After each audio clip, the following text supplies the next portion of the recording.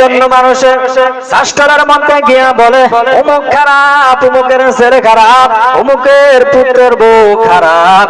কেমন খারাপ, কেমন খারাপ, সে এক আঙ্গুল দিয়া বলে অন্যজন খারাপ, অথচ তাকে 3 আঙ্গুল বলতেছে তুই নিজে খারাপ, তুই নিজে খারাপ। আল্লাহ রাসূল সাল্লাল্লাহু আলাইহি সাল্লাম তার হাদিসের মধ্যে বর্ণনা করেছেন, কিয়ামতের দিন সর্বপ্রথম বান্দার নামাজের হিসাব হইবে। আল্লাহ রাসূল সাল্লাল্লাহু আলাইহি সাল্লাম বলেছেন বান্দার নামাজের হিসাব হইবে।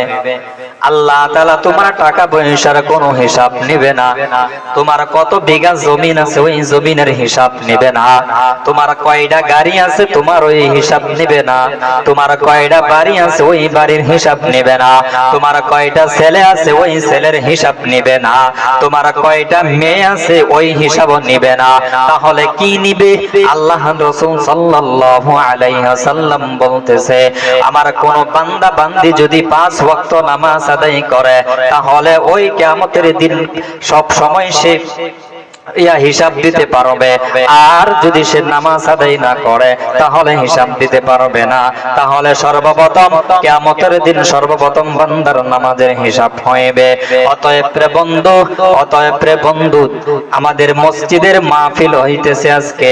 আমরা আসরের সময় দেখলাম কিছু সংখ্যক মানুষ নামাজ পড়তেছে। অতএব এই মহল্লার মধ্যে তো অনেকই লোক আছে, তাহলে তারা নামাজ পড়ে না।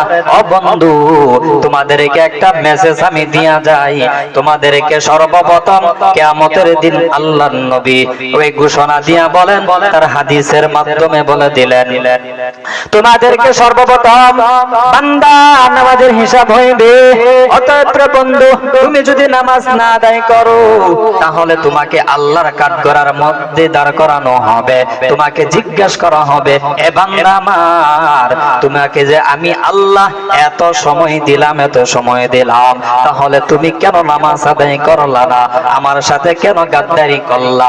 আমি কি তোমাকে নিয়ামত কম দিয়েছি? বলবে না না না, আল্লাহ তাআলা তোমাকে নিয়ামত তো কম দেয় নাই। তুমি যখন